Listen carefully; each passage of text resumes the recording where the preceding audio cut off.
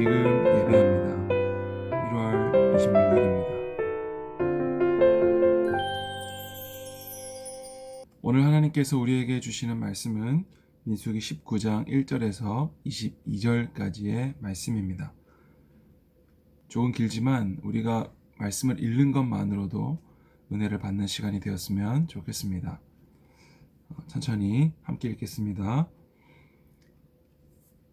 여호와께서 모세와 아론에게 말씀하여 이르시되 여호와께서 명령하시는 법의 율례를 이제 이르노니 이스라엘 자손에게 일러서 온전하여 흠이 없고 아직 멍에 매지 아니한 붉은 암송아지를 내게로 끌어오게 하고 너는 그것을 제사장 엘르아살에게 줄 것이요 그는 그것을 진영 밖으로 끌어내어서 자기 목전에서 잡게 할 것이며 제사장 엘르아살은 손가락에 그 피를 찍고 그 피를 회막 앞을 향하여 7번 뿌리고 그 암소를 자기 목전에서 불사르게 하되 그 가죽과 고기와 피와 똥을 불사르게 하고 동시에 제사장은 백향목과 우슬초와 홍색실을 가져다가 암송아지를 사르는 불 가운데에 던질 것이며 제사장은 자기 옷을 빨고 물로 몸을 씻은 후에 진영에 들어갈 것이라. 그는 저녁까지 부정하리라. 송아지를 불사른 자도 자기의 옷을 물로 빨고 물로 그 몸을 씻을 것이라. 그도 저녁까지 부정하리라. 이에 정결한 자가 암송아지의 죄를 거두어 진영 밖 정한 곳에 둘지니 이것은 이스라엘 자손 회중을 위하여 간직하였다가 부정을 씻는 물을 위해 간직할지니 그것은 속죄제니라. 암송아지의 죄를 거둔 자도 자기의 옷을 빨 것이며 저녁까지 부정하리라. 이는 이스라엘 자손과 그 중에 거류하는 외인에게 영원한 율례니라. 사람의 시체를 만진 자는 이래 동안 부정하리니 그는 셋째 날과 일곱째 날에 잿물로 자신을 정결하게 할 것이라. 그리하면 정하려니와 셋째 날과 일곱째 날에 자신을 정결하게 하지 아니하면 그냥 부정하니 누구든지 죽은 사람의 시체를 만지고 자신을 정결하게 하지 아니하는 자는 여호와의 성막을 더럽힘이라. 그가 이스라엘에서 끊어질 것은 정결하게 하는 물을 그에게 뿌리지 아니하므로 깨끗하게 되지 못하고 그 부정함이 그대로 있음이니라. 장막에서 사람이 죽을 때의 법은 이러하니 누구든지 그 장막에 들어가는 자와 그 장막에 있는 자가 이래 동안 부정할 것이며 뚜껑을 열어놓고 덮지 아니한 그릇은 모두 부정하니라. 누구든지 들에서 칼에 죽은 자나 시체나 사람의 뼈나 무덤을 만졌으면 이래 동안 부정하리니 그 부정한 자를 위하여 죄를 깨끗하게 하려고 불사른 죄를 가져다가 흐르는 물과 함께 그릇에 담고 정결한 자가 우슬초를 가져다가 그 물을 찍어 장막과 그 모든 기구와 거기 있는 사람들에게 뿌리고 또 뼈나 죽임을 당한 자나 시체나 무덤을 만진 자에게 뿌리되 그 정결한 자가 셋째 날과 일곱째 날에 그 부정한 자에게 뿌려서 일곱째 날에 그를 정결하게 할 것이며 그는 자기 옷을 빨고 물로 몸을 씻을 것이라. 저녁이면 정결하리라. 사람이 부정하고도 자신을 정결하게 하지 아니하면 여호와의 성소를 더럽힘이니 그러므로 회중 가운데에서 끊어질 것이니라. 그는 정결하게 하는 물로 뿌림을 받지 아니하였은즉 부정하리라. 이는 그들의 영구한 율례니라. 정결하게 하는 물을 뿌린 자는 자기의 옷을 빨 것이며 정결하게 하는 물을 만지는 자는 저녁까지 부정할 것이며 부정한 자가 만진 것은 무엇이든지 부정할 것이며 그것을 만지는 자도 저녁까지 부정하리라. 아멘. 기도하겠습니다. 하나님 아버지, 우리에게 생명을 주시는 주님을 찬양합니다. 우리에게 모든 좋은 것으로 채워주시고 하루를 살게 하시며 건강하게 하심을 감사합니다.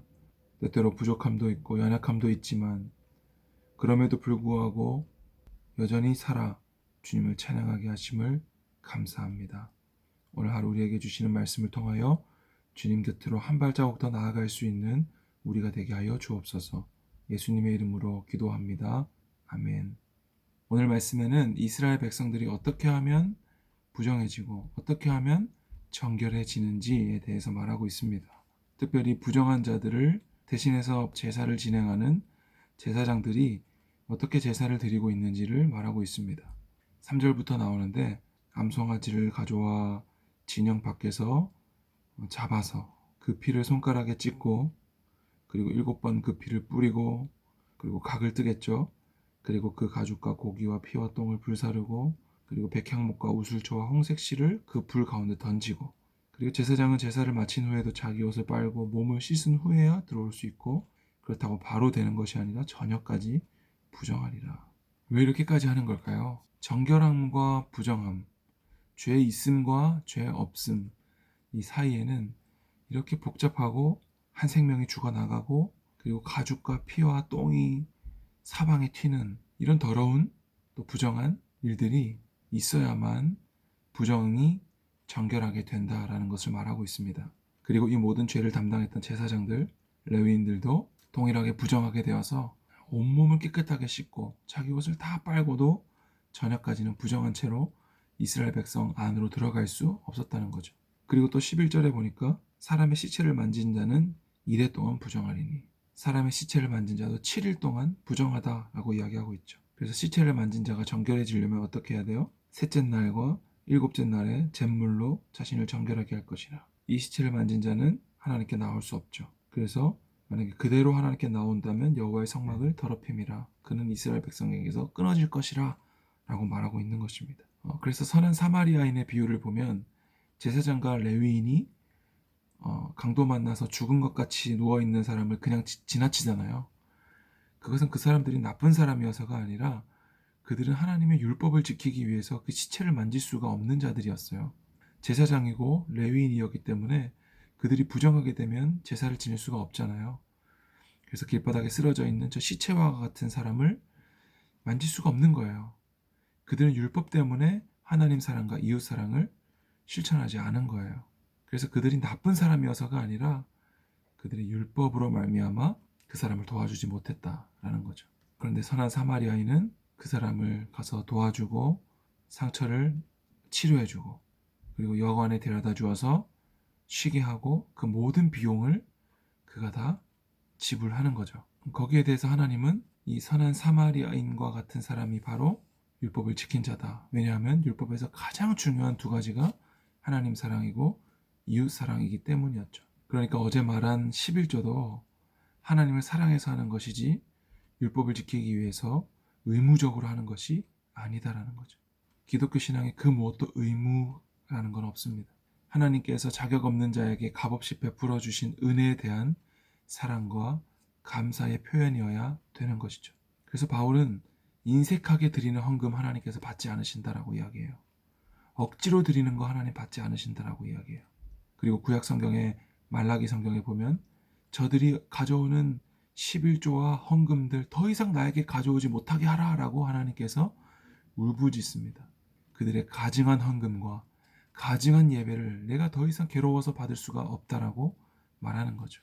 오늘 그들의 부정함을 씻기 위한 이런 복잡한 과정들을 이렇게 긴 성경에 기록하게 하신 이유가 뭘까요? 하나님은 그만큼 부정함을 싫어하신다. 하나님은 죄를 알지도 못하신다. 죄를 견디지 못하신다라는 거예요. 그런데 이 모든 것을, 이 복잡한 모든 규례들을 우리가 지켜야 했음에도 불구하고 우리가 지금 지키지 않죠. 왜요? 예수님께서 십자가에 다 이루셨기 때문입니다. 우리가 대신 십자가에 매달려야 했었고 우리가 대신 채찍에 맞아야 했었고 우리가 상함을 그리고 찢김을 당해야 했음에도 불구하고 죄를 알지도 못하시고 짓지도 않으신 예수님께서 이 모든 것을 대신 담당하심으로 이 모든 복잡한 율법들이 완성된 것이죠. 그래서 우리는 이것을 더 이상 지킬 필요가 없고 예수님을 믿기만 하면 되는 겁니다. 그러니까 이 믿음이라는 것이 얼마나 복잡한 거예요. 나 믿어. 나 알아. 이 정도로 이해되는 것이 아니라는 거예요. 이 율법에 나오는 모든 복잡한 규칙들을 예수님께서 다 담당하셨다는 사실을, 그리고 그것을 우리가 믿을 때 나에게도 이루어진 것으로 우리가 받아들인다는, 그러니까 이것을 온전히 믿는 자는 죄를 지을 수가 없는 거죠. 어떻게 죄를 지어요? 송아지를 잡고 그 피를 찍어서 뿌리고 또 각을 뜨고 또 불태워서 또 온몸에 피가 튀고 똥이 튀고 다 끝난 후에는 또 이것을 온몸을 씻고 또 저녁까지 부정한 채로 이스라엘 백성 안에 들어갈 수 없었던 그 제사장의 모든 일을 통하여 믿음이라는 것은 이루어지는 거예요. 그러니까 우리가 죄를 지을 수가 없죠. 죄를 짓지 않기 위해서 얼마나 노력해야 되는지 알겠죠. 그리고 그것은 내 노력이 아니라 예수님께서 십자가에 다 이루신 은혜라는 것을 우리가 안다면 우리가 어떻게 그냥 늦잠 자고 일어나서 예배드립니까? 여러분, 오늘 하루 우리의 삶 가운데 철저하게 회개하는 하루가 되었으면 좋겠습니다. 예수님의 십자가에 대해서 감사하는 하루가 되었으면, 그럼에도 불구하고 여전히 죄를 짓는 내 모습이 발견된다면 그 자리에서 정말 가슴을 치며 하나님 앞에 회개했으면 좋겠습니다. 하나님께서 그 회개를 들으시고요, 기뻐하세요. 하나님이 기뻐하시는 것은 뭐라고요? 회개할 것 없는 의인 99명보다 회개하는 한 영혼을 기뻐하신다고요. 하나님께서 우리를 기뻐하시면 그 땅에 들어가게 하시리라 말씀하셨던 것처럼 오늘 하루 하나님의 기쁨이 되는 우리 중등부 친구들 다 되셨으면 좋겠습니다. 기도하겠습니다. 하나님 감사합니다. 오늘도 하나님의 기쁨이 되기를 원합니다. 하나님은 회개할 것 없는 의인 99명보다 회개하는 한 영혼을 기뻐하신다 하셨사오니 오늘 하루도 회개하여 주님께 돌아가는 하루 되게 하여 주옵소서. 또 알게 또 모르게 지은 죄들이 있다면 회개하며 나아가게 하여 주시고 용서하여 주시옵소서. 그럴 때 하나님께서 기뻐 받으시는 오늘 하루 되게 하여 주옵소서. 예수님의 이름으로 기도드립니다.